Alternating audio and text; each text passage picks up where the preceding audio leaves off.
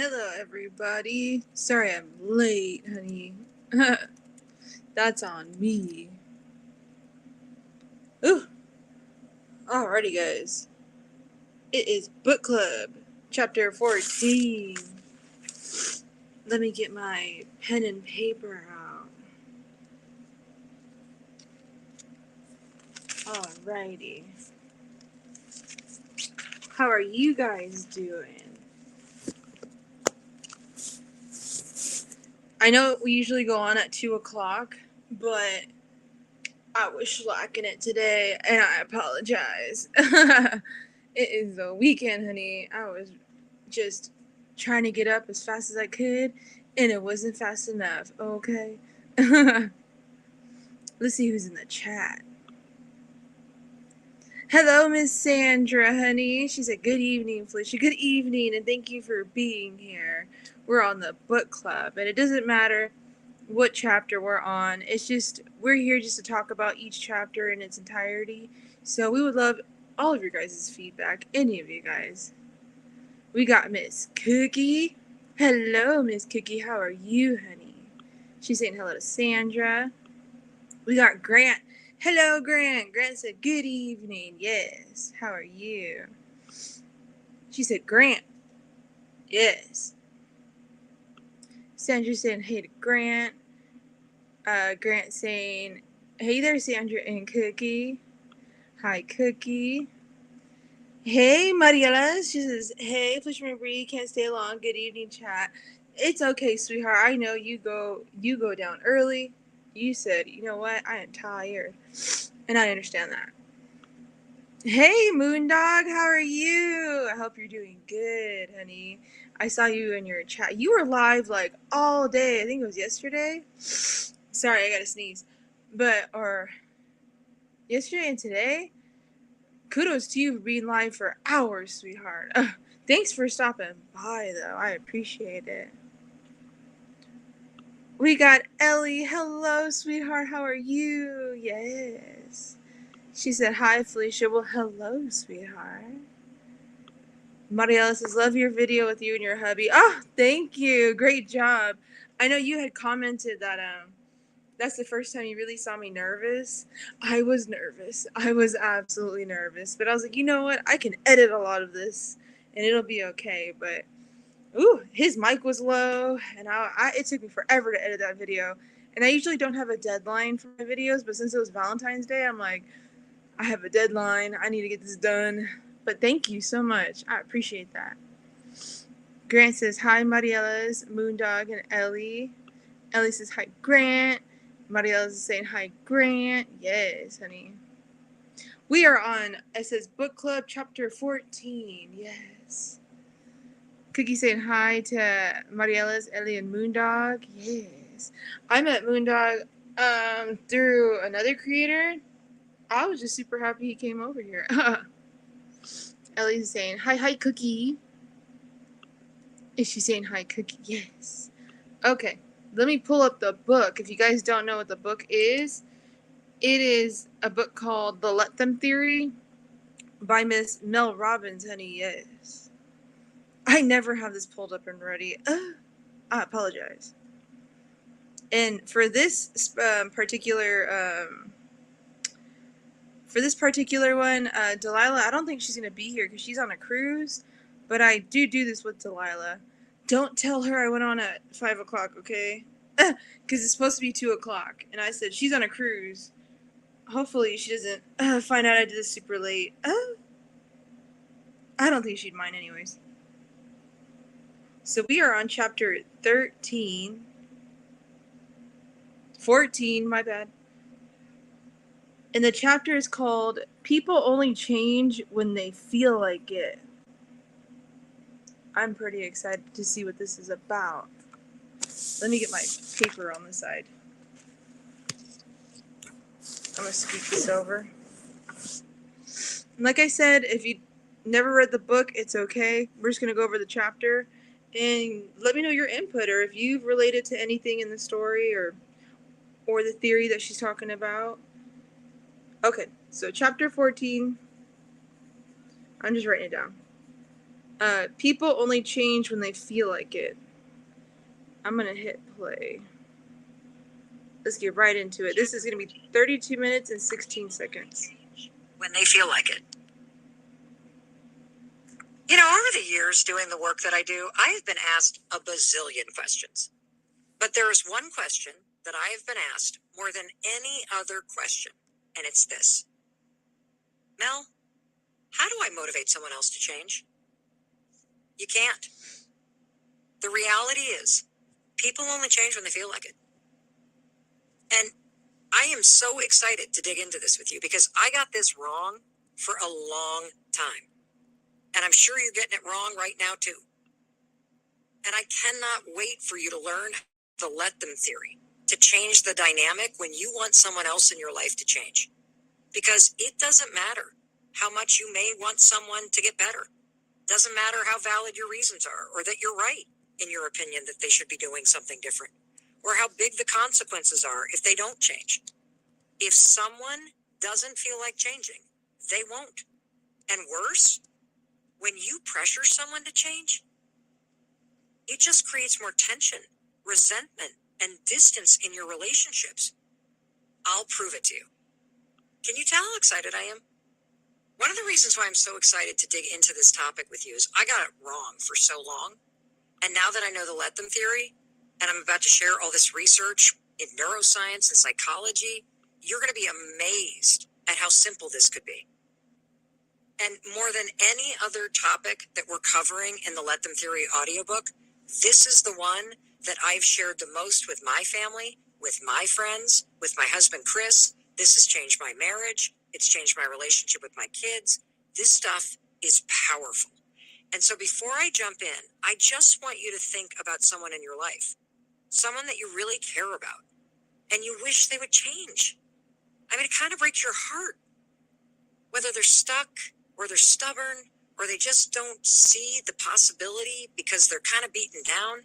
It could be anybody, your mom, your niece, your roommate, your brother, your husband, your ex, your kids, your sister-in-law, your best friend, your partner, your boss, anyone. You just wish they would get a better job or lose weight or be more motivated or wake up earlier, get better grades, stick to a budget, pick up after themselves, stop dating losers, be more proactive, drink less, help take care of the dog, stop being so negative, change your views on politics, be more appreciative or open, stop smoking, be more involved with the kids, or stop leaving the dishes in the sink. You may worry about them. You may not understand why they don't see that this is an issue or why they aren't motivated. You've probably thought, why can't they just do this thing I'm asking of them? I know exactly how you feel. Here's the truth. When you push someone, it only makes the person push back. I can't wait for you to hear the science on this, because it turns out you and we've been working against the fundamental law of human nature. And that law is this: people need to feel in control of their decisions, their actions, their choices, their careers. I mean, this is basic wiring. And I get it. You want people in your life to change. So do I. But pressuring them creates resistance to it. And yes, you may be acting with the best of intentions, but I guarantee you it's yielding the worst result. And that's because every time you fight against basic human wiring, you're going to lose. Well, using the let them theory, you're about to learn an entirely new approach to dealing with situations where you want someone else to change. And the other reason why I love this topic so much is because you are going to see yourself in absolutely everything I share. Because you've either been in a situation where someone else is pressuring you, so annoying, isn't it? Or you're in a situation where you're pressuring someone else, so frustrating, isn't it? Well, that's all about to end. And as I start to share examples from my life, and I walk you step by step through this amazing research and how you're going to use the let them theory, I want you to keep your personal experiences and your relationships and the people that you care about front and center in your mind. I have a story to share with you that I know you're going to relate to because it's about a topic that every one of us has experience with. And that is wishing someone you love would just take better care of themselves. So a good friend of mine is married to and deeply in love with a guy who just needs to get healthier. Maybe you're in this situation with someone you love too. Over the years, she has tried everything to get her husband to take control of his health. She's asked, she's pleaded, she's hinted, and even occasionally she breaks down in tears in front of him because it worries her. And it worries her a lot. She's gotten to the point where she's just angry with him and is making passive-aggressive comments. She signed him up for a gym membership, she bought him new sneakers, she's cooked the healthy dinners, and she even got them a Peloton to work out on at home. Nothing's worked. At this point, everything makes her mad. Whether it's his order off the menu, his resistance to working out, his post-dinner desserts, or the hours he spends watching television every night. It doesn't matter what the poor guy does, it just frustrates the hell out of her. Now, to his credit, he's tried. He's started diets. He's gone to the gym in spurts. He's talked to his doctor. He's even taken some of the Peloton classes. But nothing lasts. And so he and his wife, they're in this deadlock with each other about his health. She's mad he won't change, and he's annoyed that she won't stop nagging him. Sound familiar? It does to me, and I'm sure it does to you as well. As you think about the person in your life that you wish would change for the better. You want the best for them. That's why you want them to change. It's because you love them. That's why you're stressed about the situation. It's why you want them to get healthier or get a better job or study harder or go to therapy. You want them to move on after a divorce and start dating again or just get out of the house and go spend more time with your friends. Wanting someone you love to change for the better and to be happier and healthier, that's a wonderful thing. It's a good thing to want someone to live a good life. It's a beautiful thing to see a bigger possibility for someone you love. And it's important to believe in someone's ability to improve their life or reach their potential and achieve their goals. The issue isn't wanting this for someone else. The issue is how you've been approaching this topic and how it's impacting the dynamic between you and this person you care about. Or maybe, as you're listening to this, you're realizing that someone has been pressuring you to change. They don't even need to say something to you about your job or your habits or who you're dating, because their behavior makes it very clear that they don't accept you as you are right now. They want you to be living your life in a different way. It's annoying, isn't it? I know. I hate it when people are doing that to me too. And what is your natural inclination when you feel someone pressuring you to change? Your natural inclination is to push back. The let them theory has challenged me to think a lot about this knee-jerk reaction that we have to pressure people to change. And it's also made me consider that innate reaction to resist it when it's happening to you. And how this dynamic is making change even harder for everyone. So let's just start by unpacking the topic of why is change so hard? When you want someone else to change, don't you just kind of assume that it would be easy for them to just do it? I'll pause it there. Not my voice going out, my bad. I'll pause it there. So that was a bit to take in. Yes. And I see some people in the chat, they probably have gone through this, or if there's anybody that has gone through something like wanting somebody to change, which in reality, yeah, we can't really change people. They have to want to do it for themselves. In a sense, like a lot of us on our weight loss journey, if you are on a weight loss journey or just a better health journey in general, a lot of the times we don't do it until it's at its limit. You know what I mean? Like we aren't breathing no more when we sleep, or we can't, go up the stairs anymore. It's tough to get out of bed, and we're starting to get pain in places that we never had pain in before. But it could stem from a lot of different things, a lot of things that we do every day that we don't realize that should change. Like, I know my brother-in-law, like he drinks coffee every single morning, and as innocent as that is, it turned into something more where now he has to have it. If he doesn't have it, he'll get a migraine. And he's like, I don't know how I let it get to this point. And it's like there's little things that either build up into a bad habit or they turn into things that we don't even realize what it is. But I know on the grander scale of people wanting to change, it's always that we never want people to change for the good in them. And sometimes people are too good. people are too nice, and you want them to change that about them. You're like, you have to be stronger. This world is very cruel in a lot of sense. Or maybe you're too reactive, and everything you say, it's like, I can't even talk to you. You're so defensive. Like, so has anybody ever gone through something like that? And I'll go through the chat.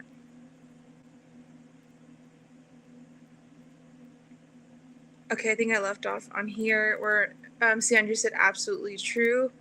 Yep, the topic. Can you really change somebody? Marielas agrees. Moondog says, I'm listening in the background while cooking. I like this. Well, thank you, Moondog, and I appreciate that. And Grant says, it's better to lead and show by example instead of preaching at somebody. And there's that too, where you can show somebody like, hey, I'm, getting my health in order, or I'm becoming financially better, or I am, I don't know, just doing little things that are making my life better. Maybe you could too. It's tough with adults though. Adults, I feel like, are always so stuck on their ways. But, if it's a partner, if it's your children, if it's your parents, those are things that you can lead by example. It's always like your friends, in a sense, that is a little harder in my experience. Sandra said, I've already seen myself. Oh, okay. Sandra says, it's not me wanting someone to change, it's others bugging me about things I still haven't changed. And there's that. There are some people, and I was listening to a creator like at 4 a.m. I don't sleep. And she was talking about stuff like that, like how sometimes we hold things against people. And if you're a person of faith, you know how hard it is for forgiveness, and how we should all be a forgiving person, as hard as it is. It doesn't mean we have to reconcile with that person, but as long as, because forgiveness is for you.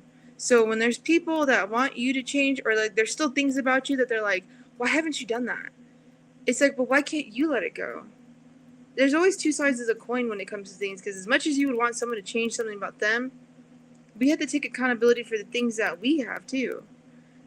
It's a hard dynamic to really go between, so I completely understand. Thank you for sharing that, Sandra. Cookie says, sometimes people don't want to change, but circumstances force them to change, and that's what it is. And I think that's what we've heard within this weight loss community, within the diabetic community, people on Zepbound and Manjaro or Wegovy, Ozempic, and all of that. The reason why they got on the medicine was because there was something that had to give. Your sugars were going up, so you have to get your diabetes under control, or inflammation was too much, or you started developing certain kidney issues, or like I said, pain within your body, or your weight was so big that you're like, who am I? I don't recognize who that person is anymore. There is always like that circumstance, and I know it's different with men and women, because some men just really don't. Society makes it a bit stranger for men. Not strange in a sense, but like, how do I say this? They tell men to hush up a lot. So when it's time for them to get their health in order, they still have that mentality of like, I gotta hush up about this. Like, I'm not gonna do that. Why am I gonna go see a doctor? Why am I gonna go see a dentist? Why am I gonna go see a specialist and spend this money when it's not bothering me? Until, like Cookie says, until circumstances force them to change. It happens a lot more with men than women, unfortunately. Sandra said, my thing is, I am prioritizing the change. I'm prioritizing the changes I want to change in my life. Yes. And sometimes we got a list. We do have a list of things that need to change.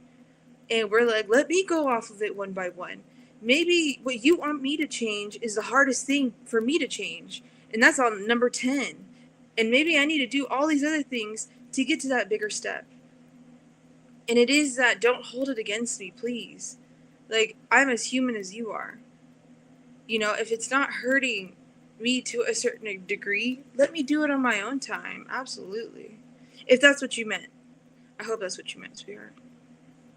Ellie says, good points here. Thank you. Yeah, no, she's speaking facts. Sandra says, men are told to man up or walk it off. And it's that right there. And it's that right there. Men are really told to man up, be a man, show what emotions, like don't cry, don't do that, man up. And it's sad. It really is sad because with women in the world, it's okay if we cry, it's okay if we have pain. And the people that sympathize with us, they really will. And then of course there's the other side where doctors are like, you probably just have anxiety, when really you have a whole lot else going on, you know what I mean? It's difficult, but I know specifically with men because I have a lot of men in my life. They held off on a lot of things. My dad literally has hypertension, diabetes, chronic kidney disease, severe inflammation, all because he was taught to man up. But now he's on a path where, he is doing a whole lot better. But there could have been a preventative thing versus, be preventative versus reactive when it comes to your health. Exactly. Thank you, Sandra. And Sandra here. She says, that's exactly it, Felicia. Thank you. Yes. Sometimes we have that list. And a lot of us people here, especially in my space, we are really kind people. We just want to connect. We just want to grow. We just want to find friends. And we are not, mean, bad type of people. So a lot of us hide a lot of things we do have to work on within ourselves. And it's not like it's out and about. You could tell when somebody's just not a great person. Because if you read people quite often, which I know a lot of you guys probably have, where you're kind of like, dang, that person kind of stinks.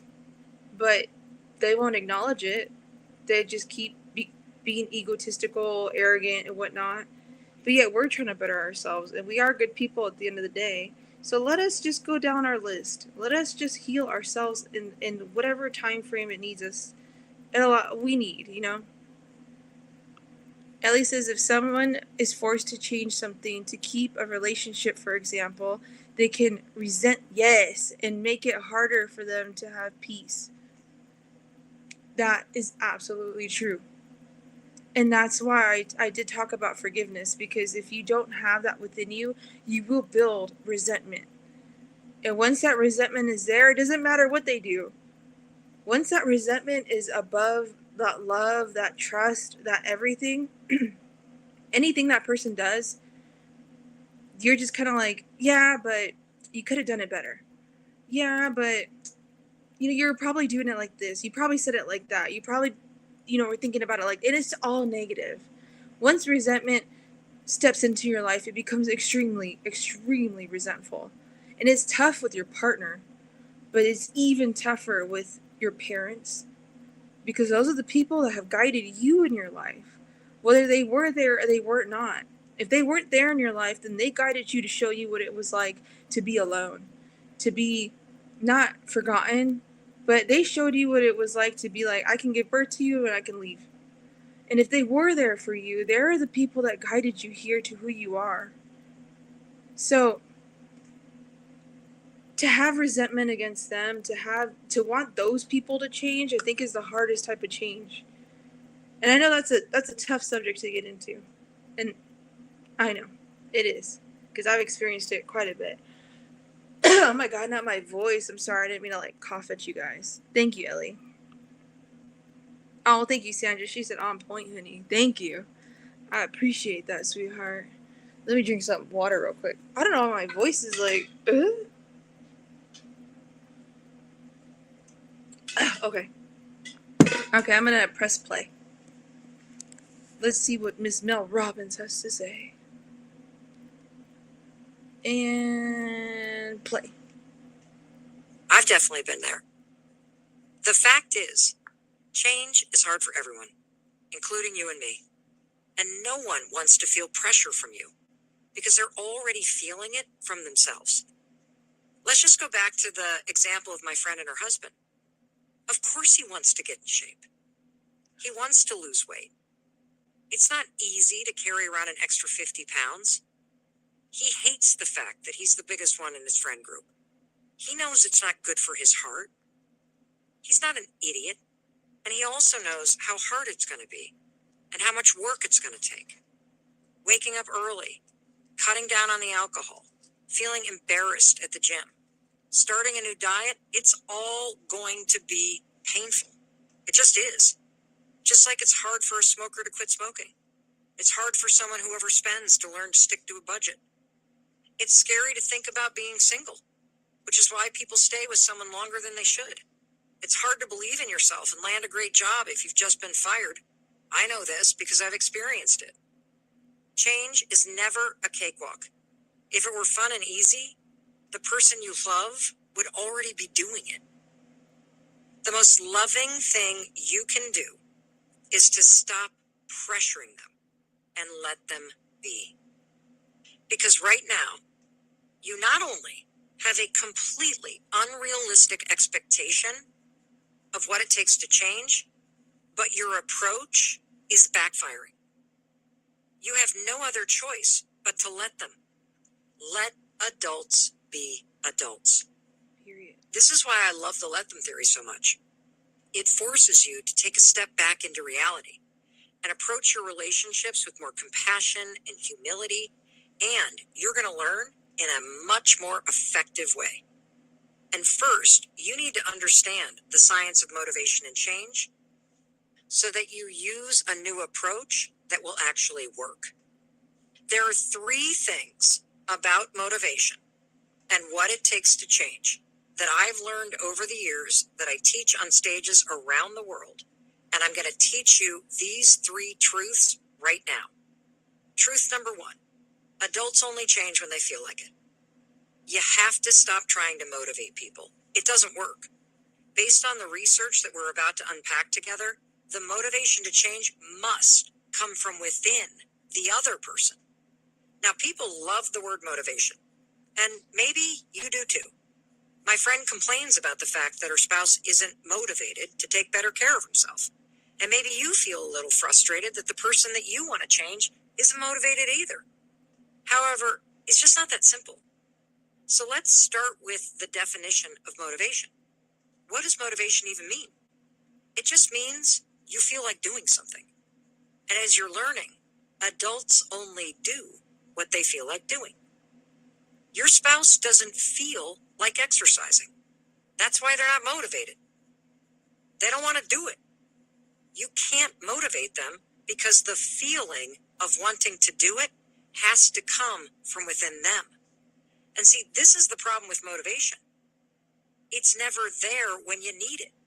If motivation were automatic like a beer on tap, everybody would have 6-pack abs, $1 million in the bank, and the world's best side hustle. Plus, if you could magically make people feel like doing whatever you wanted them to do, you'd be practicing mind control, not motivation.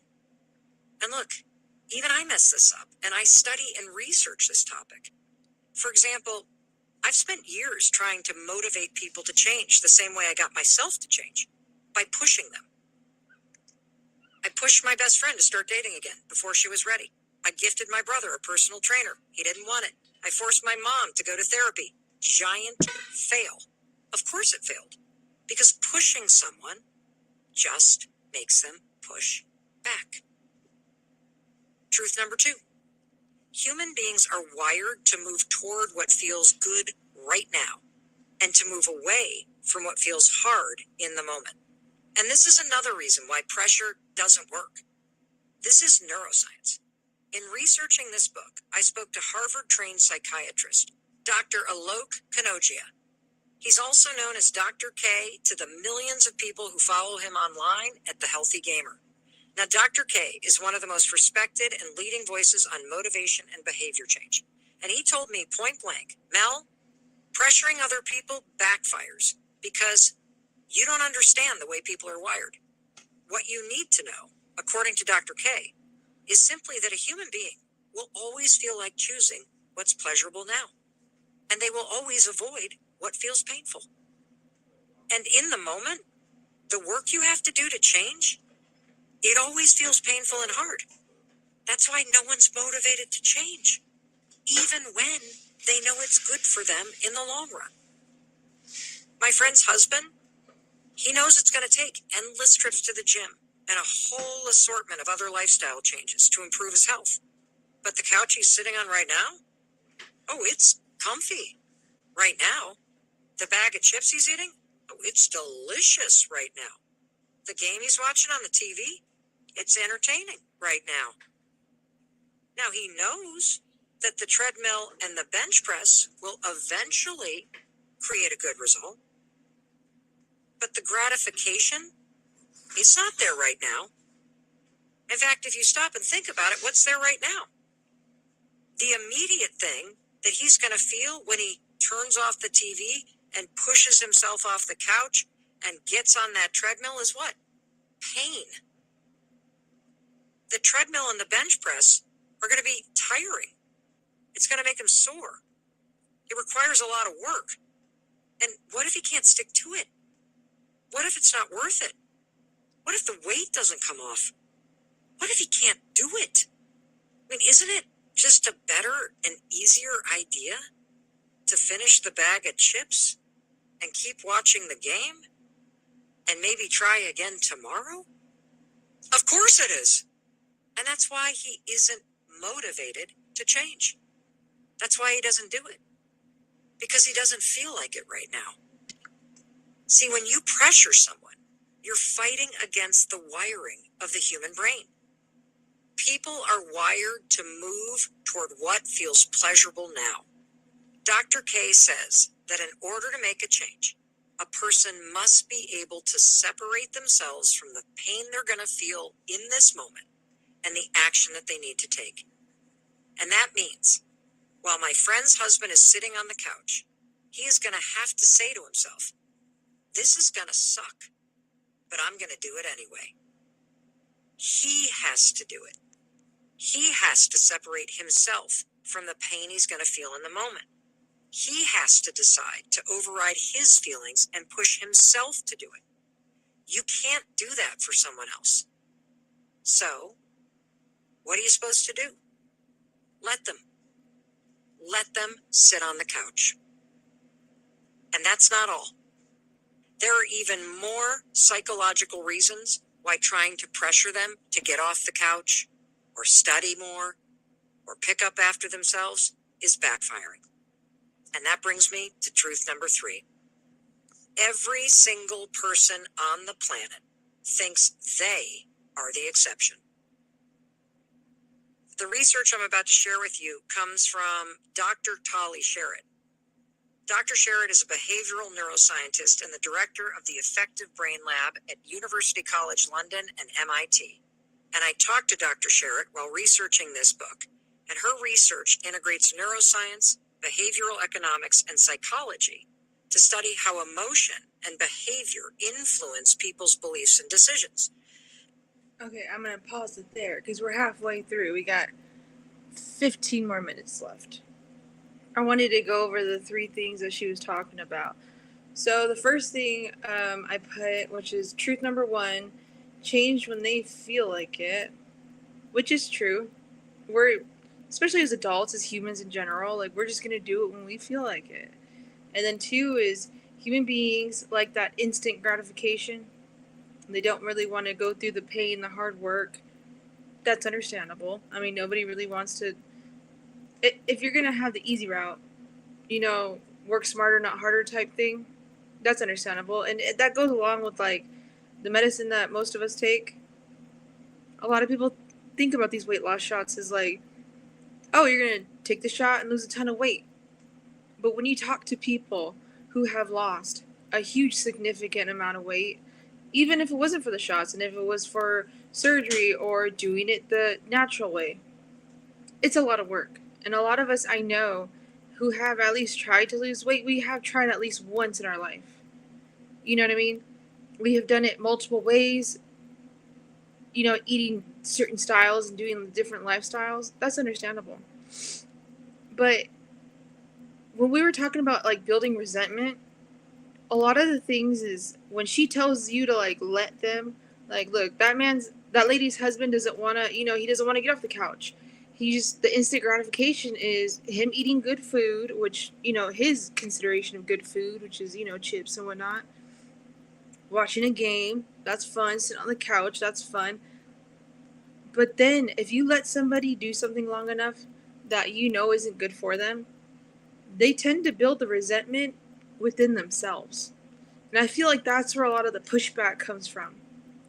You know, you have a friend, you have a sibling, you have somebody in your life that's doing something or not, that you're like, you know, you're not supposed to be doing that. Or I don't like when you do that.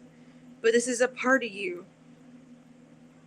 As much as you are trying to, like she said, motivate them and try to get them to change, trust me, somewhere along the line, they're building resentment within themselves. And that's the hardest thing to face, because you can either deny that resentment within yourself, you can acknowledge it, you can be ignorant towards it, or you can let that kind of resentment consume you. And that's where people fall into different types of mental states, depression, anger, and they'll find something else that'll give them an instant gratification, something stronger, something harder. And there does come to that point where, yeah, you got to do something about it. If it's not good for you, if it's not good for your mental, if it's not good for your health. I had my husband's friend who is a bit of a, I don't know how else to say it. He's like an adrenaline junkie. So he loves riding fast cars, doing crazy stuff. And it's that instant gratification of like, I just want to feel something in the moment. And it's strange, like, to see him go about life. He, has kids and he's married, but he does a lot of reckless behavior. And as much as any of us try to tell him, hey, slow down, you know what I mean? Like, it's okay. It's tough because you don't know what somebody's going on inside here. You don't know why people pick up certain things. Why people pick up, like, smoking for in general. We all know it's bad for us, but the ones that do it, we're like, hey, I feel good for right now. I had a mentality for years where I was like, I'm here for a good time, not a long time. I had that mentality, and there's a part of me that's still like that. And it's weird to admit it, but I kind of am. But in my reality, no, I have to be here for a long time. Because I do have responsibilities. I do have things I have to do. But it's tough. It really is tough to try to tell somebody, like, hey, you should be doing this and not that. And they're going to push against you because that resentment is already there within themselves. 9 out of 10 times, it kind of is. The number 3 is they feel like they are the exception. Just like my husband's friend. He thinks nothing's ever going to happen. Nothing's going to happen to him. Nothing's going to happen. That he is the one that is the golden child. But all it takes is one accident. And you're really in a different situation. You're really in a whole different world. And, you could be like, look, we told you. By then it's too late. So yeah, in a sense, you do need to let people be people. But there's a time and place to intervene too. I hope this all makes sense. Okay, let me get to the chat. Where did I leave off, sweetheart? Grant says, thankfully Christy didn't push me to get healthier. She showed me by doing it herself and now supports me now that I finally took the step when I was emotionally ready. And it's that. Emotionally ready. Grant, you're so amazing because a lot of men don't like to talk about their emotions. And you're like, hey, I'm here for it, okay? It's when you're emotionally ready to do something. There's some things that we are attached to that we are not ready to let go. Like I said, because there's something going on up here. We don't know what people are going through. I'll never put it past somebody. That's why I don't judge people. If somebody's doing something and they're like, oh, I just do party drugs on the weekend. Cool. Is it good for you? We know it's not. They know it's not. But you might be going through something, sweetheart, that I have no clue about. You might be building something inside of yourself that I have no clue about. So as much as I can't support you, I'll make sure you're safe. And if that's what I could do, and if that's me letting you do you, as long as I know you're safe at the end of the night, I'm okay. You will come one day and learn that all of this isn't really worth it. But I'm glad that Christy was the person for you. She showed you, by losing all the weight she did, that you could do it too. And she did it in a much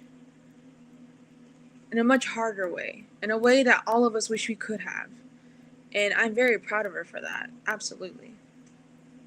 Sandra said, that's right, Grant. Yep, I know that's right. It's Mia, baby. She said, hey, Queen Bee. I've been listening from the start.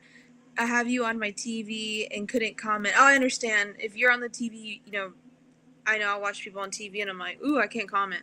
That's okay. She says, self-care Saturday is in full effect over here. Hello, chat. I know that's right. That's what I was slacking come up here, okay? I was doing a lot of self-care. I said, let me do my nails, let me do my brows, let me, put some, face mask on, let me take a minute to cook dinner, honey. I understand. It is a Saturday, honey. Thank you for even being here. Cookie saying hi to Mia. Mia says, "On Grant, that's great. She knew not to nag at you about it. She just helped herself and slowly he wanted to join in." Oh, and it's beautiful. He says, "Greetings, Mia." And even though the path to getting healthier is different for me than it is for her, her support, her support for each other is still there. Our support for each other is still there. Absolutely. As much as I know you probably supported Christy, she is there for you too, and that's so sweet. Even when she talks about little things about your diabetes, like your neuropathy, you're just like, oh, thank you. Is that Mr. Alvin? How are you doing? He says, I'm doing good, sweetheart. I am just here on a Saturday doing the book club. Thank you for stopping by. That means everything to me, and I appreciate you. Mia says, very hard to feel totally supported when the person had to lose the weight of an average person, 160 pounds, then still have another whole 100 to lose. Not many people have that amount to lose. And that's on period, okay? When I tell people the amount that I would have to lose in order to be a normal size, they said, oh my God. And then there comes a different type of resentment for yourself because you're like, how did I let myself get like that? So many people, when you are big, they really don't tell you anything. I know my man never told me nothing. He was just kind of like, if that's what makes you happy, I'll let you do you. And until it comes to a point where I can't let you do you no more, then I'll step in. And he did. And it's kind of like, that's why I don't want to get to 140 pounds, 130 pounds. Because that's 200 pounds down. That's losing a whole big person.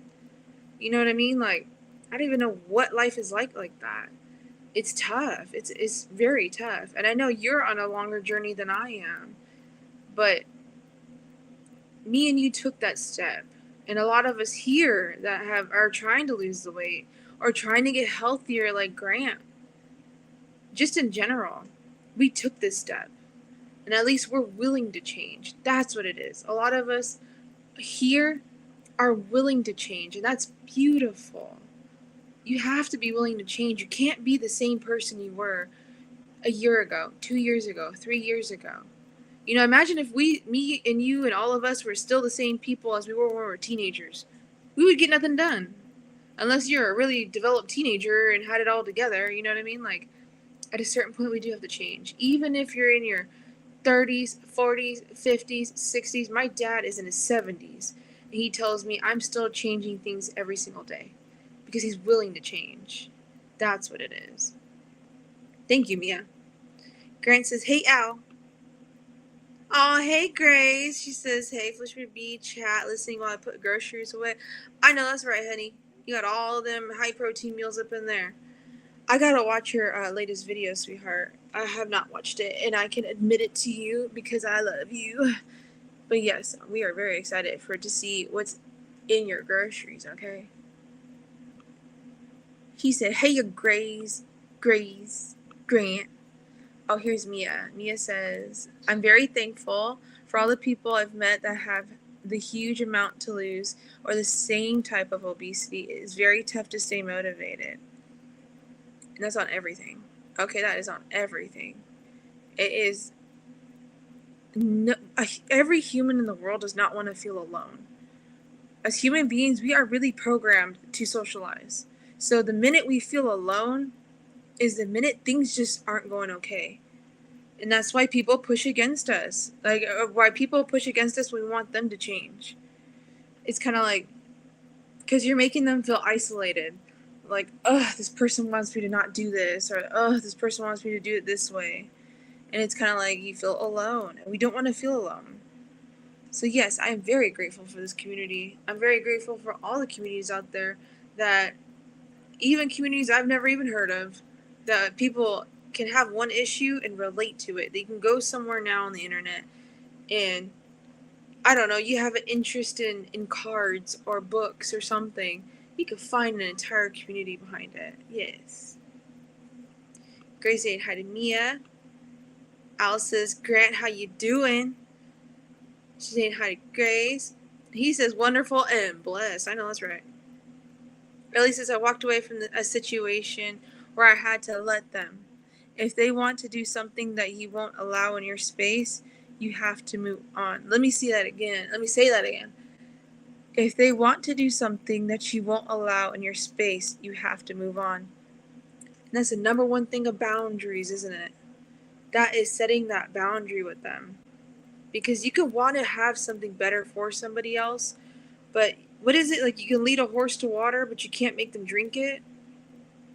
It's like, look, if I say this is my space, whether this is my physical space, my emotional space, or my actual environmental space, if I say don't do that, and you keep trying to knock on that door and try to enter, I'm like, no ma'am, honey, no sir, no them, I don't care who you are. I gotta let you go. You gotta do you. And as much as, like, for some people, yeah, it's like, I can still love you, but I don't have to be in love with you like that. If that makes sense. Thank you, Ellie. Mia says, Ellie, speaking from my addiction past, I respect the people who had to separate from my nonsense. When I tell you, Mia is one of the few people I have met where she has such huge, like, self-realization. And it's hard to find people like that. It's hard to find people that have looked at themselves in the mirror and confronted themselves to a point where they're so comfortable with, like, okay, I know I wasn't a good person at a point in time, that you can go and tell other people about your truth. That's tough. A lot of people, when they come, especially on camera or in front of new people, they want to put on a front of, like, yeah, no, I'm good. Yeah, no, everything's great. Yeah, no, everything's good. There are those rare people that you find where it's like, how are you? And it's like, hey, I'm not doing good. And it's kind of like, oh. There's some people that like to play the victim mentality too, or no matter what you say to them, they're just never feeling good. But most people, it's refreshing to find somebody who can be like, look, I had a past, but I am not my past. It may be a part of me, but it's not me today. And that is that change. That is that beautiful change. I just, thank you, Mia. Ellie says, I love hearing, I hear this, loving you being with us, weight of me. Yeah, see? It's that in a sense. Like, it's refreshing. She's very refreshing. She said, Ellie, yes, 100%. Good to see you, Al, yes. This is an excellent sitting, though. I am standing while I'm listening. Oh, yay. She said, look, I'm standing up. Because Miss Sandra, if there's going to be one thing, she's going to exercise, honey. And every time. Is that Paula, sweetheart? Hello, how are you? Love you, sweetheart. Thank you for coming. Paula got the soft spot. You all have a soft spot. But, like, Paula has, like, an extra foam mattress on my soft spot, if that makes sense. You saying hi, Paula? Hi, Paula. Hi, Paula. She said, hi, beautiful Felicia Marie. And hello, sweetheart. She said, hi, Grant. Hi, Paula. Hi, Ellie. Hi, Grace. Hi, Grace. Oh, thank you, Grace. She said, hit that like button. I'd appreciate it if you did, very much. Oh, Sandra put the sunshine, honey. Yes. Now, she said she's going to put on an expert that has an expert in behavior. So I'm very, very excited to hear about that part. And there's 15 minutes left. And one of her findings is truly groundbreaking, that people believe that warning labels, threats, and known risks don't apply to them. That's why my friend's husband thinks he's the only person on the planet who can be overweight and sedentary and never have a heart attack. It's why he can convince himself that he can stay exactly the same and nothing bad's going to happen. That's why your friend thinks she's the only one on the planet who can vape several times a day and never see repercussions on her lungs. That's why you think quietly quitting your job by coming in late or leaving early or phoning it in on the effort is going to go completely unnoticed. That's why your significant other doesn't believe you when you say, if this doesn't change, I'm leaving. Everyone thinks they're the exception to bad outcomes happening, which explains why your tears, your pleading, the ultimatums, they're all backfiring. According to Dr. Sherrod, your brain literally tunes out the worst case scenario, which is why all of those contempt-filled sighs and eye rolls and threats, they don't do anything. The person you love, they think they're the exception. And by the way, so do you when it comes to changing whatever it is that you're resisting changing in your own life. By being passive aggressive or constantly bringing it up or using threats as a way to try to pressure someone else to change, it will always backfire. And get this, Dr. Sherrod explained that the brain scans show that when someone's telling you something negative, like, I'm going to leave you if you don't stop drinking, or they're telling you something you don't want to hear, I'm telling you, that dude you're dating, textbook narcissist. Your brain literally tunes it out. Dr. Sherrod said you can see on scans that the part of the brain that is listening to negative information, you know what it does? It turns off. So what does that mean? It means all of those threats and worst case scenarios and passive aggressive comments and eye rolls and tears and scare tactics, they're not even registering in the other person's brain. You are wasting your breath. You're wasting your time. No wonder you're so frustrated and stressed out by this situation. That's why you're going to love this. You need a different approach. And the let them theory will help you put this science to work so that you use your time and energy in an effective and compassionate manner. And if you do it right, it may just inspire the person you love to want to change for themselves. So let's go back to the example of my friend and her husband. And I really want you to try to picture yourself in their situation. You can either be her or you can be him. We've all been there, right? So let's just say you walk in the house after a long day at work and your spouse is there happily lying on the couch, watching his basketball game, shoving a bunch of chips into his mouth. He's fine sitting there. In fact, he's really happy. He says, "Hey, honey," with a massive smile on his face. You, though, you take one look at him and the stress hits and the amygdala turns on and you're immediately annoyed. The anger, it starts to bubble up inside of you, and you just can't help yourself from audibly sighing, "Oh, hi." You're not thinking about anything you just learned about the human brain or the science of motivation or any of the things we've talked about so far. You're just thinking how easy it would be for him to get up and do something other than sit on his lazy ass. And since you're coming from a place of judgment, not acceptance, and since you're now all stressed out and acting emotionally immature, you're not thinking about all those little moves he would need to make to go to the gym right now and how painful it's going to be. You're not thinking about him pushing himself off the couch, walking into the bedroom, changing into his workout clothes, filling up the water bottle, finding his keys, driving to the gym, walking all the way inside the gym, finding a machine, and then actually having to do the work. No, you didn't think about any of that. You just jumped right over the reality, the science, and the truth about how hard it is for everyone. You just jumped right into the anger over the fact that they aren't doing what you want them to do right now when you want them to do it. In reality, You know what this situation requires? Compassion, not contempt. And I get it. I understand why you're frustrated. But I want you to take a more strategic approach. Because your audible sigh of disgust and the bad mood, it's not going to launch him off the couch. In fact, you know what it does? It keeps your spouse lying on the couch until they've lost the remote and the cushions.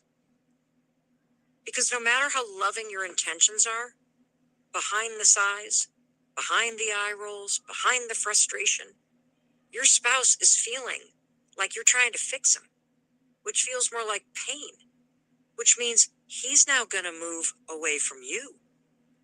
It makes him feel defensive, and that's just going to close him off from feeling like changing even more.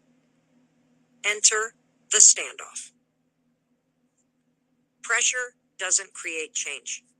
It creates resistance to it. When you try to exert control over someone else's behavior, they instinctively resist your attempt to try to control them. Instead of inspiring change, pressure creates a battle over control. When I spoke to Dr. Sherritt, she reiterated that human beings have this hardwired need to be in control. It is a survival instinct. Feeling as if you're in control of your life is what makes you feel safe. But here's the catch. Feeling in control is what makes everyone else in your life feel safe too. Which means your spouse, your roommate, your mom, your boss, your friends, we all have that same hardwired survival instinct to be in control of ourselves, just like you do. And the people that you love, they only feel safe when they feel in control of their life and their decisions and their behavior. So when you start to push people around and pressure them or tell them what to do, you're threatening their hardwired need for control over their lives, their decisions, their actions. You're getting in the way of what psychologists call agency, which is the feeling that you do have control over your life. By hinting to someone that, oh, it's a nice day for a run outside, when someone doesn't feel like going for a run, you just threatened them. Your suggestion, no matter how helpful you may mean it to be, it feels like you're trying to take away their right to be their own person who does what they want when they want to do it. And this is why you must let adults be adults. Let them. Acceptance of another person as they are is the foundation of a healthy and loving relationship. When someone feels that you accept them as they are, they feel safe with you. The opposite happens when you pressure or change, criticize, push, or expect someone to behave differently than they are. This pressure puts you and your loved one in a battle for control, whether you realize it or not, and you probably don't. Remember Dr. K's research about how the brain is wired automatically to move toward pleasure and away from pain? It's painful, which is why they're moving away from you. Which only what? Makes you push harder, which makes them resist more. This will be a never-ending standoff between the two of you. You have the power to end it. Let them sit on the couch. Because if you want to end the standoff, you have to. If you think about my friend and her husband, who has the control? The husband. As long as he's ignoring his wife, he's in control of his life, his decision, his behavior, his health. The second he does what she says, he loses that sense of agency and she wins. At this point, the argument isn't about exercising. It's about who holds the power. And this also explains why she can't let it go. His health worries the hell out of her. And it makes her feel like she's lost control of an important part of her life. So she keeps trying to control him to make herself feel more in control of this part of her life. And that just makes him feel threatened and push back for the sake of his own survival. And then, the more stubborn he becomes, the harder she pushes, and the more the anger builds, and the more frustrated he gets. Can you see how this dynamic creates a gridlock that just keeps escalating? Maybe you can see this same gridlock between you and one of your kids, or an aging parent, or you and your partner. Or maybe you feel this gridlock because someone else is pressuring you to change something. Here's the truth. No one wants to feel pressured by their friends, their family, or their loved ones. What do you want? What you want is unconditional love, acceptance, kindness, and compassion. You don't want to be controlled. You want to feel accepted for who you are and where you are in your life. That's what allows you to truly be yourself and feel safe in your relationships. You certainly don't want your best friend telling you she doesn't like your boyfriend, or your partner knocking you over the head with a gym membership, a Peloton, or organic groceries. And that brings me to another truth. Most of the time, the person probably does want to change. Dr. K talked a lot about this internal tension that we feel when we know our behavior isn't good for us in the long run. That's exactly what my friend's husband feels. That's why he stops and starts. That's why he keeps trying. And that's why he's struggling. He's struggling because change is hard. And it's even harder when you have to deal with someone breathing down your neck. Dealing with their pressure is one thing, but you're also going to have to admit that they were right when you finally end up doing the work. Dr. K couldn't emphasize enough that it needs to be their idea to change, not yours. In my friend's case, her husband needs to have a reason to push himself to do the hard work. And it has to be something other than just shutting his wife up. Otherwise, the change is never going to last, and the resentment between them will grow. The science is very clear. People only change when they are ready to make that change for themselves. Stop punishing them for not changing on your timeline. Stop trying to motivate them into doing something they clearly don't feel like doing. It's a waste of your time. It's stressing you out. It's ruining your relationship. It's not working. And most importantly, it is driving a wedge between the two of you. Loving people means you have to meet them where they are. You got to learn to let adults be adults. This is why the let them theory is so effective. When you say, let them be. You're accepting them for who they are right now. Let them be on their own timeline. Let them fail at their career. Let them vape. Let them give up. Let them stay in that miserable relationship. Let them make promises they don't keep. Let them be messy. Let them wear sweatpants to the dinner party. Let them play video games all weekend. Let them feel the consequences of their inaction. Let them sit on the couch and never go to the gym. Let them live their life. It's simple, but I didn't say it was easy. Now, I know that you may be listening and thinking, wait, so there's nothing I can do? There's always something you can do, because there's always something that's within your control. It's you. The only behavior change that you can control right now is your own. And this is where your power is. The first change in your behavior is to stop pressuring and start accepting the adults in your life. Let them be. When you accept someone as they are, the frustrating and ineffective battle for control ends, and you set yourself up to win the war for positive change. It's science. But I'm sure you're wondering, well, if pressure doesn't work, what does? I said you couldn't change your behavior, but I never said you couldn't influence it. And this is where Let Me comes in and helps you unlock the power of your influence. Decades of research from neuroscientists and psychologists say that you can't motivate someone to change, but you can inspire them to change and even make them believe it was all their idea to do so. That's pretty cool. And I'm going to show you in the next chapter how you can tap into someone's innate desire to change by choosing not to pressure them. Let them. And instead, use your influence by saying and doing the right things at the right time based on the research.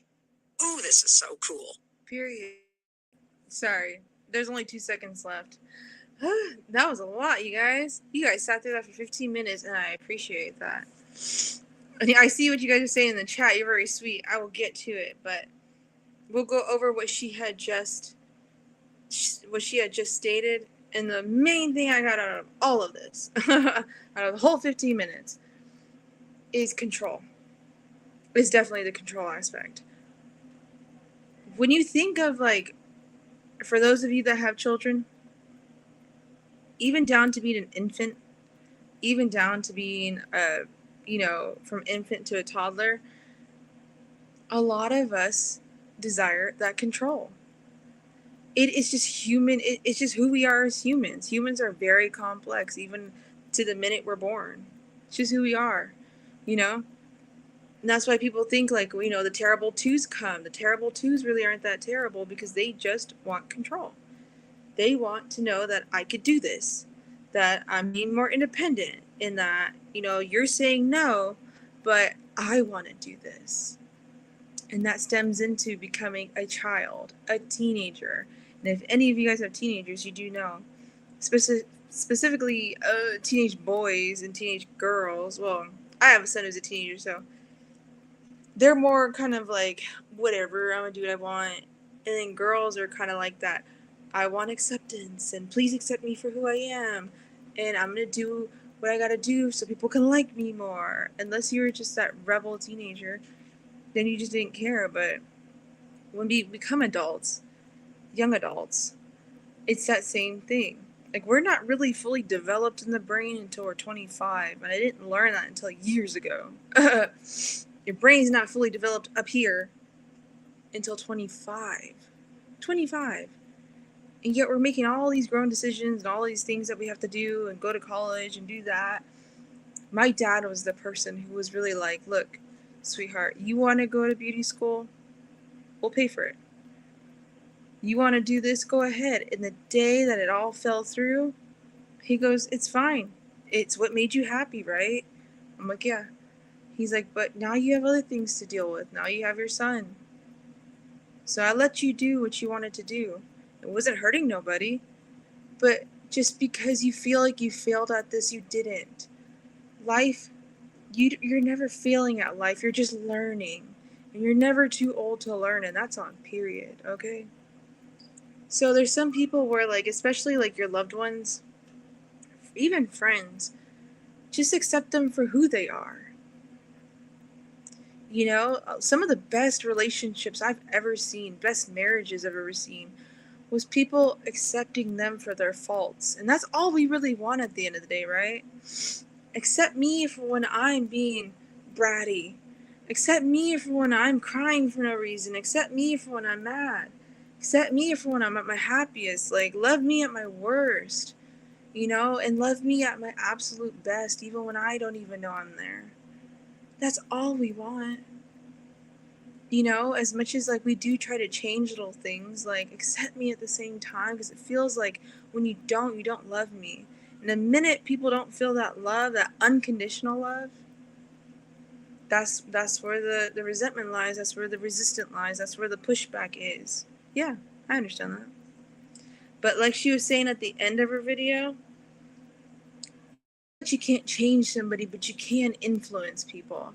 I always say that when I try to help my friends, when I try to help my husband, when I try to help my children, I'll put that seed in there. And it's up to them to let it grow. And let's say it grows and it flourishes and you're like, yes, you're finally being the person I knew you could be because I love you and I've always seen that in you. But let's say they don't water it. Let's say that seed just stays there. You can remind them that that seed is there. You can kind of influence and just nudge at it. But if they don't ever water it, you just got to let them. You either let them go, if it's a big thing, or accept them for the fact that, you know what, this is who you are. I've accepted a lot of things from my husband that I don't think a lot of other women would have accepted. But that man loves me unconditionally. So I said, you can love me and never see me for the faults that the world sees me as. It's hard being a 300-pound plus person, because things that are wrong with you up here, people can't see it when they look at you. Someone can't look at you and be like, oh, you have depression. Oh, you have anxiety. I could see it on you. There's some people you could see it, yeah? Or you may be bipolar. Yeah, no, I see it. With being obese, that's the first thing people see. People say, ooh, my gosh, she needs to put the fork down. Oh, she needs to lay off the candies, the chips. Oh my gosh, she probably just sits there all day and just that's all she does is eat. But a lot of us got to a higher weight for a reason. A lot of us let our comorbidity slip through our fingers for a reason. We didn't want to deal with it. Sometimes we knew, hey, our numbers were going up in our blood work. Or certain things were happening that were like, oh, I know I don't feel good, but I don't want to deal with it. Let's just say it like that, you know?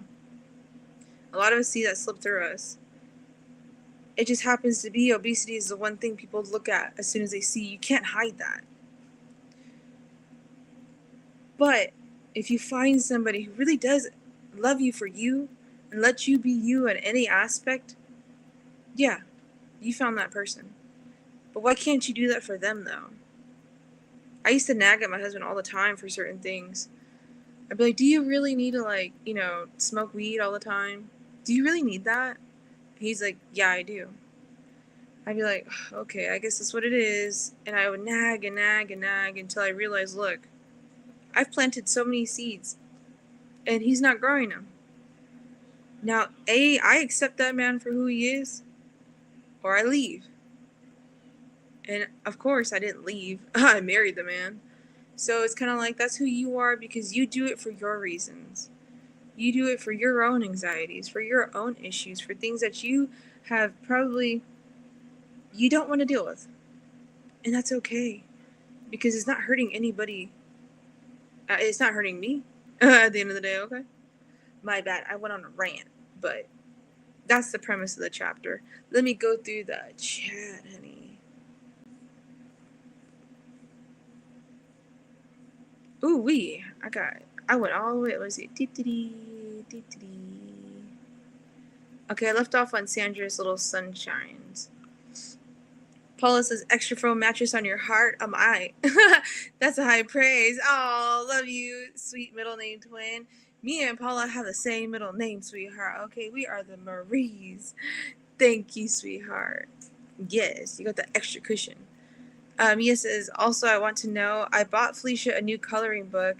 Would you guys want to get together and have a color sesh with Miss Fifi B and maybe talk about some mental health things while we're color? So Mia definitely did buy me a coloring book, and it's something that, like, I don't know if any of you guys have gone through therapy or any type of therapy, group, individualized, or just, I don't know, self-help books, things you've looked up online about your feelings. And the number one thing they always recommend is journaling and coloring, because when you're focused on something and you're just, you know, letting it out, you could process a lot better. So yeah, I've been coloring forever.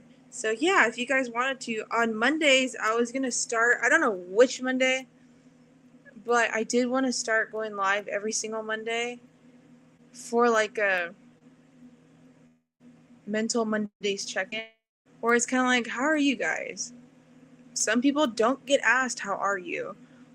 Your day. I want it to be a safe space that people can come, just vent, or tell me something, like maybe something great's happening with you and you just want to share it, or maybe you're really going through it and you just want somewhere where it's just support, because a lot of us don't get support, or maybe a lot of us have a ton of support, but they're just tired of hearing about it.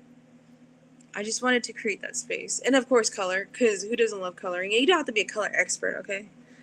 We just trying to color. Paula says, hi, Mia. She said, hi, Paula. Paula said, yes to this, Mia. I would love that. Oh my gosh, you would like to do it? I didn't know if anybody was down for it. I know I talked to Mia about it, but I didn't know if anyone was down for it. And if you're down for it, honey, I'm down for it. Even if it's just me, you, and Mia, honey. Okay? Living with 3 guys, they do not like to be controlled. And that's all, period. And they want to feel respected. And that's on everything, Paula. I was talking to my husband last night. I said, you know what, praise her. Because she has not one boy, but she has multiple boys. He said, oh, Lord. He said, you need to pray for Paula. She's going through it with all them boys. I don't know what it is about boys. When they're really young, they love you. Mommy, mommy, mommy, everything. And then, boom, they hit a certain age, and they're just like, whatever. Okay, whatever. And I'm just like, oh my gosh. You are not that cool. First of all, I am the coolest person in this house. Second of all, like, let's not do that. But they become so nonchalant, and I think that's when that stage of life hits where everyone's telling them to be a man. So I try to get my son to become more emotionally intelligent. And of course, I can never make him do anything, but I can plant that seed. And of course, show him respect, because all men want respect. And they, as much as they don't like to say it, they like verbal praise. So the more you can give a man a verbal praise of like, hey, you did a really good job today. I'm telling you, the times I've ever made a man blush was by telling them that they did something good. And they said, oh, some men don't know how to take it. And some men will be like, oh, thank you. It's just that verbal praise, because the world does not give them verbal praise, that's for sure. Mia says, awesome. So I would, even in a space where we could talk instead of type, that may be totally fun, plus a safe space. That would be great. Like a Zoom? Would you guys be down for a Zoom? It doesn't have to be on my YouTube channel. We could just Zoom and talk, and you guys don't have to be like posted up on YouTube, just so that we can connect to you guys. I could make a Zoom for anybody that would want to come in. I think Zoom only allows like, how many people does Zoom allow? What is it, like 6 or 10? But we could do a Zoom. That'd be awesome. Paula says, my oldest is on Zipbound. Really?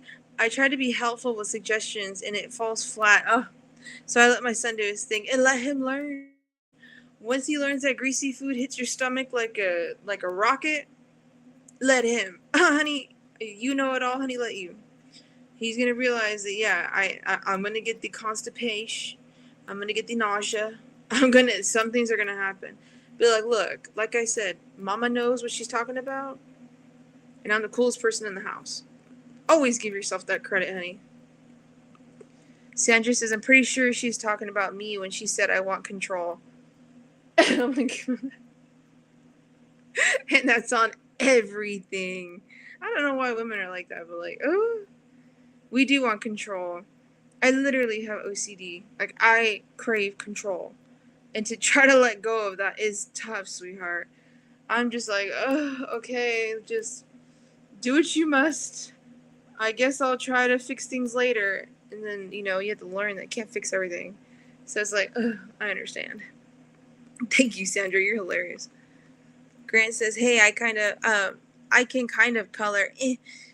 It doesn't matter if you can if you're terrible, honey. If you want to join in, sweetheart. We're having group therapy.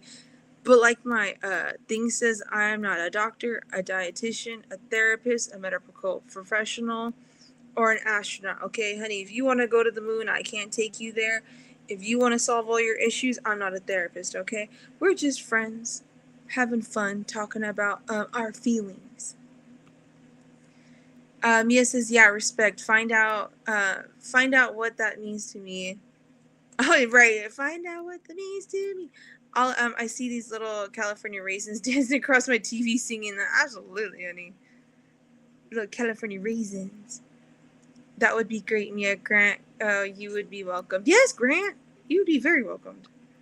She's laughing at Mia. I wish we could meet up, and that's on everything. If I could meet you guys in one place, I would cry. I would be a little bit too overbearing. I'd freak out. I freak out when I meet people, like, for the first time. If I call somebody for the first time, I'm like, hello, is this you? Oh my God. Yeah, I kind of freak out. I don't think you guys want to meet me in real life. Mia says Felicia Marie B is on her way to being able to have memberships. We need to help her get some more people to subscribe. She has a aw out here in the sea of fish. Oh, thank you. I need like 500 people. I got like 187. That's a terrible number, but like, oh yeah, I got 187, and I forgot how many watch hours I have. I think I have. Let me check. I could just go on YouTube Studio. I never really like push myself for subscribers. If it happens, it happens. You know what I mean? There's some people who really try to like promote themselves. I think that's where I fall flat, is I don't promote myself like that. I just like making videos and having fun, sweetheart. But if I am gonna do YouTube, I should do something to where, yeah, I should be getting monetized and pushing myself out there. Okay, so it says I have for watch hours 930. So you need 3,000. I got a ways to get partially monetized. But thank you guys. Oh, Paula says it right there. How many does she need to get memberships? 500. Grant says a mind shift from feeling like someone is trying to control you is key in my experience. Oh my gosh, excuse me. Thank me, bless me. Sorry. If they are trying to help you out of love and care, it finally comes across that way. He says, and that's right, Mia. Yes, exactly. When it comes from unconditional like love, and when you know somebody does love you, you're kind of like, okay, you just want me to be better.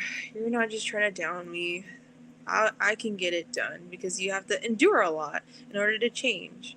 Even if it's looking at yourself every day and being like, look, I can't be this moody, angry person no more. I have to do better. And as long as you do anything to try to make, even if you're an inch better than yesterday, that's all that matters. I don't care how long it takes anybody to get better. I'll accept you as long as those wheels are spinning, per se. You're on your way to a better change. I'll be your biggest cheerleader behind you. I don't care how slow you're going. I think it's that. Thank you, Grant. Mia says she's at 187. Yep, I'm not sure the exact number. Yep. Grant says 500. Oh my god, you guys are so concerned about my channel. You guys are gonna make me cry. I believe is the first level. Yes. That's good, Grant. True intentions will show. Yes. It's the intentions of it, honey. Thank you, Sandra. Paula says, okay, how do we get her numbers up? Oh, Paula, girl, I love you. I don't know how she's on her watch hours, but she needs 3K of those, so watching her playlist helps. Yes. Watching my playlist does help. I did make playlists. I didn't have playlists before, so I did finally make playlists. So if you want, you don't have to. Okay, I know time is your time. You know what I mean? I don't like to take anybody's time away from them. I am just blessed you guys are here, to be honest. Thank you. She says, oh, I could do that. Oh, my Paula. Oh, I gotta sneeze. I would suggest she starts going live, both vertical and horizontal too, since verticalized lives allegedly help accounts grow faster. I was gonna do that, Grace, but then I heard that people get really, really annoyed with the verticals, and it's like you said that it's the dark side of YouTube. You know what I mean? I know that some people put a cell phone like next to their live, and my bad. People put like a cell phone next to it so you know which one's vertical and which one's horizontal. I just know that people really do get annoyed with it. I don't want to annoy people. Is that bad? I will think about it though. Thank you, Grace. Grace suggested Grace. Oh, is that Miss Brenda? Hello, sweetheart. How are you? I feel the same way. Cookie Brenda. Yes. I just know Felicia would never ask you, to help because she's so. Thank you. Yeah, I don't like to ask for help. Because it's your guys' time. I do value you guys' time. I love you guys. But I would definitely play her shorts and videos over. Oh, when I have a chance. Thank you. Her makeup, skincare videos. I learned stuff. Thank you, Mia. Oh my gosh. I'm trying to hide behind your comment. I'm blushing, sweetheart. She said, Brenda, hello. Every time I watch. Thank you, sweetheart. Hi, Brenda. She's saying hi to Paula and Cookie and Mia. Paula says, "Oh, I love Felicia's mega." Oh my god, thank you. I was a little nervous doing that, but I'm glad you guys liked it. And if you guys can learn anything from it, that's all I was doing it for, just to help you guys. Not that you need help, honey. You are stunning. Okay. Yeah, I sent out another, but she did. So she has more skincare and makeup coming. More videos to come. Ooh, sorry. I couldn't get that out. I don't know why. But yes, I am in it. I was thinking about doing my skincare routine and starting off with like removing the beat. Get to see it all come off. And then doing my skincare. If you guys would want to watch that. If you don't want to watch it, I mean, that's fine too. I don't mind. I know Grace did a really, really good skincare routine. She got the Roche-Posay. Yes. All her products were really good. Awesome, Mia. You're so sweet, Mia. The weight of me. Sandra says, "Hey, girl. I like spreading joy." Yes. Brenda says she's down for it. Yay.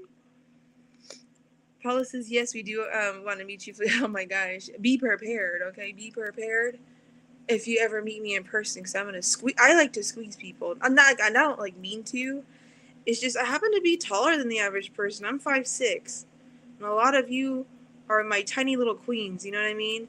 So when I hug you guys, like, I'm 5'6", and a lot of you guys are like here, so I'm just like, ugh. Have you guys ever heard of cute aggression? You see something and it's so cute that you're just like, like, I get that. I don't know why.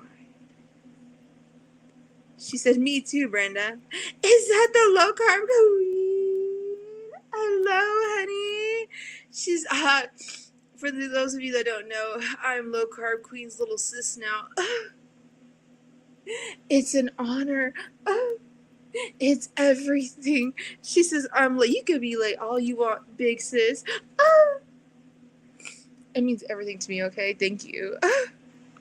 I said, "Low carb queen." She said, "Hey, Cookie. Shorts increase subs." Yeah, so I've been doing quite a bit of. Honestly, though, all the shorts I've been doing, I've probably gotten 2 subscribers. So I don't know if people don't like my shorts, but I'm still gonna do them because it's what? Slay or nay, honey. Okay, I want to help you guys to see what's the best products that are out there that market themselves as macro. What? Everything. Okay. She says, "Turn on Felicia while you're doing housework." Oh my gosh. When I tell you, I'm terrible at promoting myself. Ooh, I appreciate you guys. I got a hair in my eye. But anyways, Queen says, "Vertical lives do not touch." Where did I get touched from? Vertical lives do not give watch hours if you are not monetized. Okay, because I don't want to do the verticals because I hear that they annoy people. Like, I don't know what that's about. I mean, maybe it helps to monetize people. So maybe that's why I've only ever seen monetized channels do it. Maybe that, I don't know. Let me know. She goes, Mia says, "I hate double lives. It seems super greedy." It's just like, I don't know, the weirdos are on the other lives. And then I guess on stream, you'll just see all the names in general. And there's only so much of like trolls I can take. So I'm like, I don't know. Oh, Sandra says, also, vertical is very fast paced, but I intend to try it just for the experience. Yeah, for the experience, I would maybe give it a try.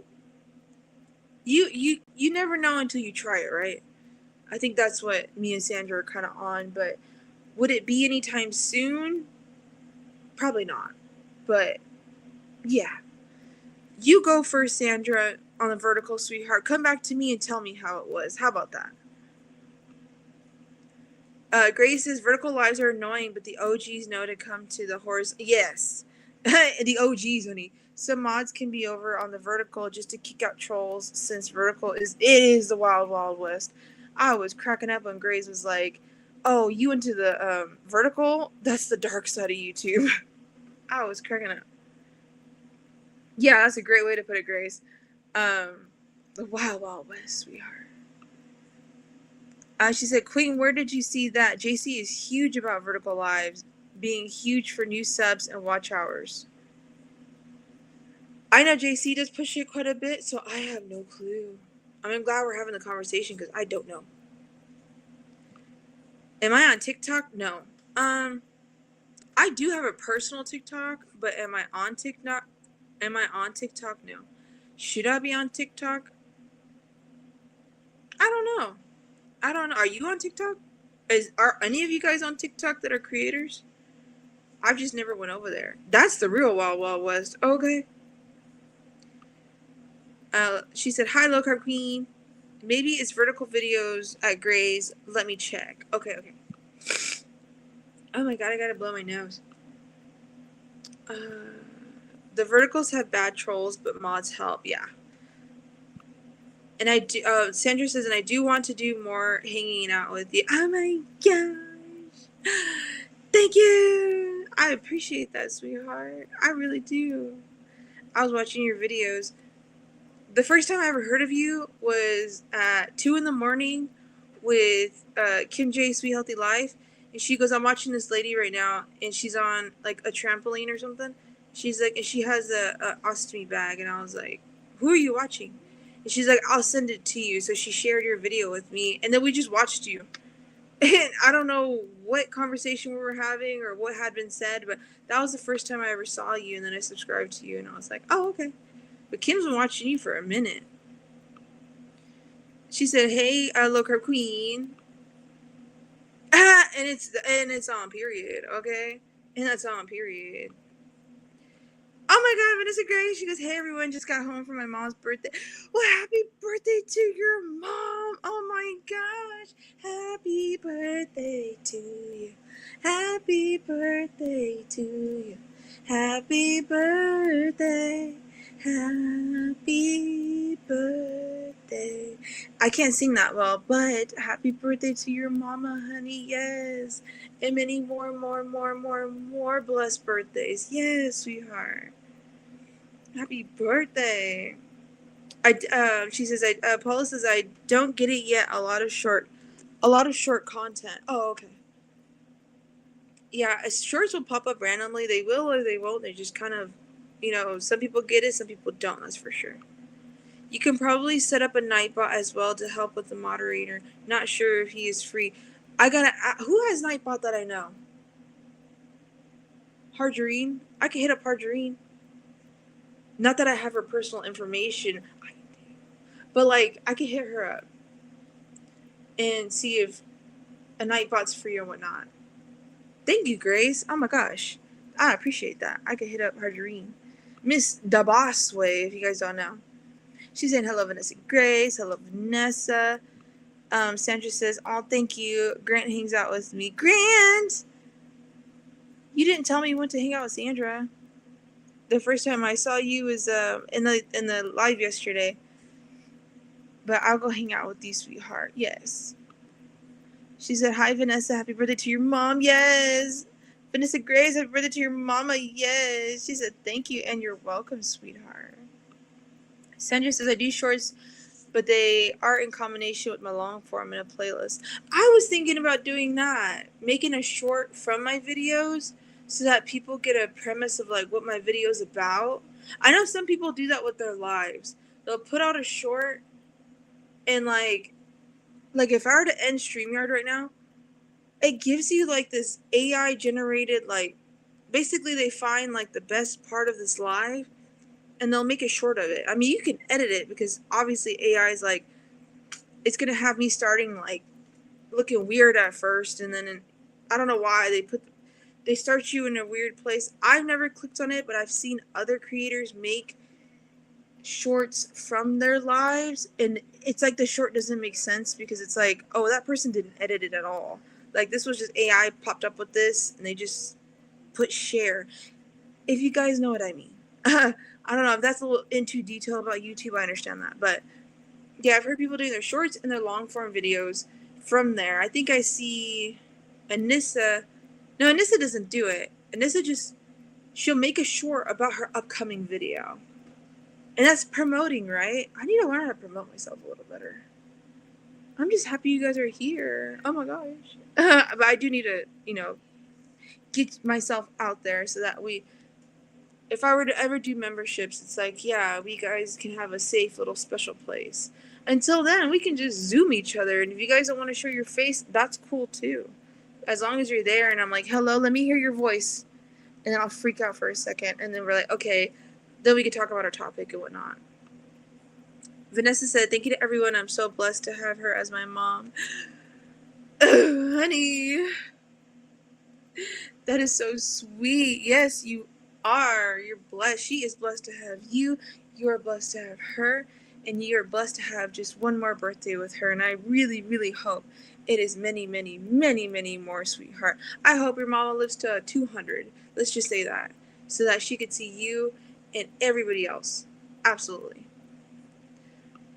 Paula says, I'm talking about TikTok, mostly shorts, right? Yeah, it's just like, you just swipe up. It's all shorts. You can only do so long of a content on there. You can go live on TikTok. I've heard a lot of small creators going live on TikTok and they get paid that way. And I'm like, it might be like $7 after the live, but I guess that's a thing too. So yeah, no, I've definitely heard of going live over there, but it's a strange world because you can't talk very freely. You can't say certain words. It has to be very coded when you talk over there. So you can't just straight up be like, I have depression. They're like, whoa, knock that person off. Yeah. I see shorts from on YouTube all the time. It's cool. Yeah. Oh, yeah. Sorry, my face is itchy. Thank you. Sorry, I went silent getting ready for this huge storm. I'm sorry, sweetheart. I didn't know you were having a big storm. It just got done raining over here, so hopefully it passes soon, sweetheart. You could, if you gotta go, honey, you gotta go. Prepare for the storm, okay? I am not that important. You need to take care of yourself.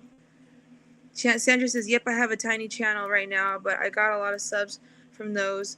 But it may be because of me showing my... Yeah, it's always like what you can relate with to somebody.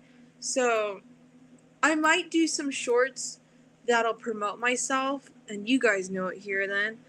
And I don't want it to annoy you guys. I know you guys come to YouTube for entertainment. I know you guys come to YouTube for like a safe space. You like the certain creator, you like them for who they are. And that's beautiful. Whether they have the same thing that you have going on, the same morbidities, or you just like their personality, you know? I don't ever want to become annoying to you guys. I really don't. I don't want to become that person that like sells stuff to you or, become that like, oh, it's just that. Although get your coin if you are, you know what I mean? But I don't want to be like, oh gosh, she's just promoting herself. If it ever comes to that, just tell me. Like, and that's on everything. Like, anybody here, just let me know. And I'll be like, I got you, sweetheart, okay? Look, Cartoon says, hey, Sandra, living it? Yes. Ellie naturally hoping for your safety. Yes. Prepare for the storm, sweetheart. She says, thank you and hello. Prayers for Ellie. Paula, you're so pretty, right? Don't take credit away from you, sweetheart. I see that hair. Okay? That is stunning. That is the type of hair I want. I don't know if you guys notice, I always like flick my hair back. I want that exact look. If I can get that exact haircut, you could tell me nothing, okay? She says, thank you. I really like your protein slayer nails. Thank you. I appreciate that. I just want to help you guys. Be like, is it worth it or is it not? Okay. I appreciate that. After the party, I had to go to the store because of the storm. You're preparing for the storm too, sweetheart. Well, we got to pray for you, sweetheart. Please, be safe. If you got to leave, leave, honey. Preparing for a storm is much, much more important than this. Trust and believe. Are you in New England? She says, Ellie, stay safe. Sorry, I got my braces tightened yesterday, and it's like, I don't know why it's tough to talk. Ellie, stay safe. I came for a variety of reasons. I have been watching YouTube for 15 years. It's my TV and sometimes school. And that's on, period. Okay, I've been watching YouTube for a long time, too, honey. It is my entertainment. It is my school. It is my relaxation zone. It is everything. And now, it's where all my friends are. Yay. I love it. She said, Lokar Queen says, hey, Grace, thank you for the fact check. LOL. Well, I had no clue. When I tell you no clue, is no clue. Vanessa says no, New Jersey. My sister lives in New Jersey. What? Vanessa Grace, do you have an accent? Are you like from Jersey? Are you walking to get some oranges? Is that how you talk? That's how my brother-in-law talks. And now my nephews are starting to talk like that. They're walking. It's everything. I love their accent. Let me find out. She says, thank you. Grace says, Felicia Marie B, don't shrink yourself out of fear. If God gave you the platform, you're allowed to use it boldly. Growth requires visibility. Oh my God, Grace. Oh. Thank you. I think I do shrink myself quite a bit because I just care for people. I really, really, really do. I really care for people. I love people. That's the way I've always been. But yeah, I do have to promote myself so that, you know what it is? So that I can love more people. There is no shortage of love, and love can be brought out into the world way more. Like, you know what I mean? We could spread that a heck of a lot more than anything else. So thank you, Grace. I'm gonna write a little bit of that down so that I don't forget. They say if you write it down enough, you'll believe it. And I gotta believe it, sweetheart. I put don't shrink yourself. Thank you, Grace. I love you, girl. She said, hey, Paula. Oh gosh, Brenda, thank you. You are beautiful. And is, honey. The shelves are empty. Oh, okay, good. Okay. Queen, did you get some rest? I missed not seeing you cooking today. Oh, she's supposed to do her cooking, yeah. Thank you. You're welcome, sweetheart. Ellie's laughing. She said, hi, Sandra. I met you and subbed when we watched Kitty K all day do her scratch craft. You're a cancer survivor. Oh, wow. I didn't know that. I saw like a couple videos with the ostomy bag, but I didn't go down the line. Hey, at least I can admit it. I'm from Jersey born. Girl, you're from the tri-state area, yes. Where everybody speaks Spanish and I don't know who anybody is. You got the Dominicans, the Puerto Ricans, the Cubans, Colombians, Peruvians. I mean, there's a plethora of people in Jersey. It is wild. Grace throwing out the word of wisdom. You're right, she really is. Sandra, I will subscribe to your channel. I didn't know you had one. Oh, absolutely. Share the love. Yeah, share the love. Me too, Felicia. YouTube is my connection. This GLP-1 community is making actual friends, and I look forward to these live streams. And I look forward to you being here, sweetheart. It's everything, right? It really is everything. We can connect. And I think that's the most beautiful part about all of this. Yes.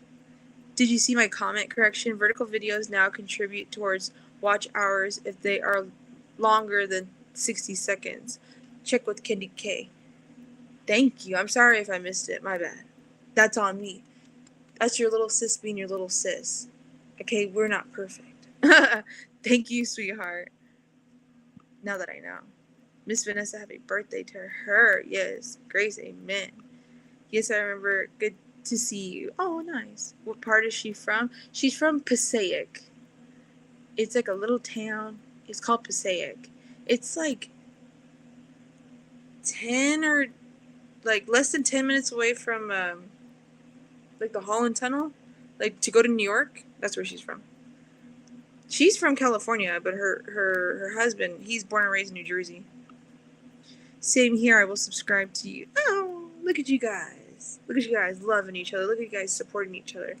Well, I got to the end, and I will take all of your words into consideration tonight, especially you, Grace. I really will. And Mia, thank you for pushing me and even putting me out here even more, because you know I won't do for myself. I love you. Yeah, she is further north for sure. I don't know. Jersey's like, you know, northern, middle, and then southern Jersey. Yeah, she's like way up there. But yeah, so I would take all of yours into consideration. And I love you guys. I really do. Thank you so much for being here. And I really do mean that. And I will try to think of how I'm going to do my Monday lives, like my mental health Mondays check-ins, just so that I know you guys are okay. I want to make sure you guys are okay. I don't want to just come up here and just talk and talk. I want to make sure you guys are here okay, and here okay, and in the soul, honey, okay, if that makes sense. I love you guys. She said, "Done hit the bell." Yes, Grace, I was at the ER. Oh my gosh, sweetheart. Oh, yes, all is well, thank God, and praise God. Yes, yes, we gotta support our girl. We love you too. I love you more. I did not know you were at the ER, sweetheart. I will still pray for you, even though I did not know. Oh my gosh, I feel terrible about that. But yes, I'm glad you are doing better, sweetheart. But I love you guys. Thank you for being here.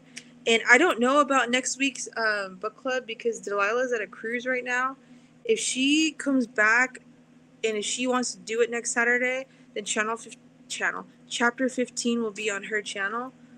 If not, then chapter 15 will just be here again. Because maybe she might want to rest. I don't know. I didn't talk to her beforehand.